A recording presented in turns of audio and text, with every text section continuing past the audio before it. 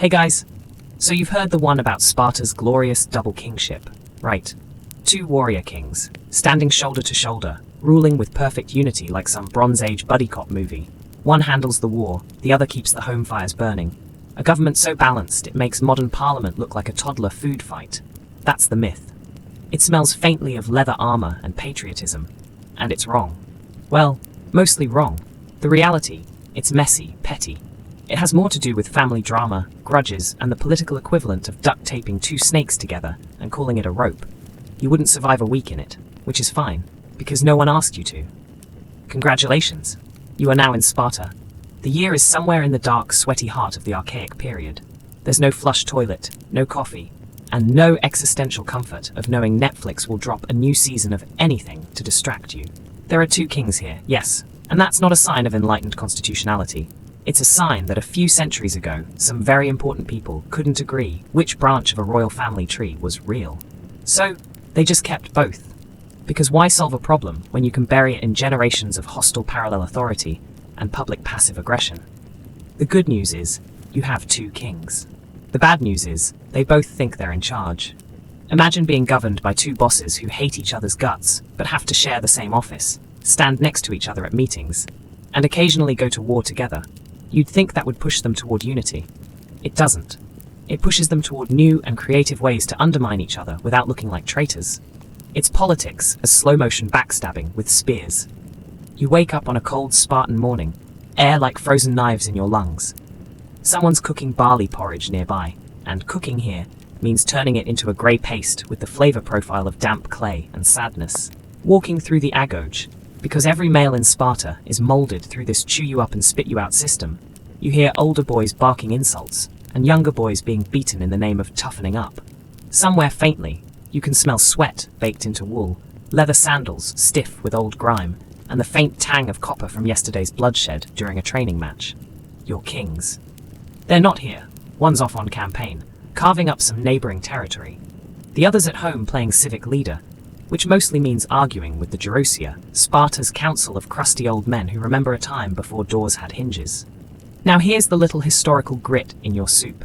The two Spartan royal houses, Agiids and Eurypontids, they trace their roots back to the mythological twins, Eurysthenes and Procles, descendants of Heracles, or so they claimed, which, in genealogical terms, is like saying your family descends from Batman, entirely unverifiable, very marketable. The myth-making went something like this. Twin brothers conquer Laconia, and rather than flip a coin for kingship, both get the job, founding two lines of rulers. Cute, right? Equal power, shared duties. Except not so cute when both lines grow centuries of entitlement, feuds, and a ledger of petty humiliations neither ever forgets. Family dinners. Imagine every Thanksgiving as a hostage situation. The good news is, there's a rule. When Sparta mobilizes for war, only one king leads the army abroad, so the other stays behind to ensure balance. The bad news is, this is partially because they don't trust each other not to come back with a freshly sharpened claim to sole power. In modern terms, it's like your co-manager at work can't both go to the same conference, because one of you might forge a note from the CEO saying the other's been fired.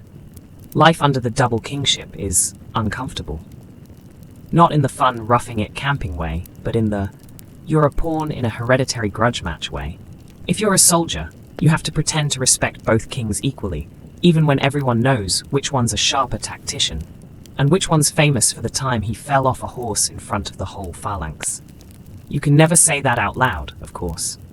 The wrong whisper, and suddenly someone's accusing you of sedition. Then you're in front of the F-Ors, the 5 officials who technically oversee the kings, but also control the courts, and who, by the way, can indict kings for misconduct. Picture a system where the monarchs themselves can be put on trial by their own staff. Sounds accountable, until you realize it's just another weapon in the constant political knife fight. You stand in the agora and watch them, two kings side by side during a festival. Their spears upright, their cloaks the rich crimson that's as close to royal branding as Sparta gets. They smile for the crowd, narrowly. The space between them could be its own political border. A priest begins the ritual.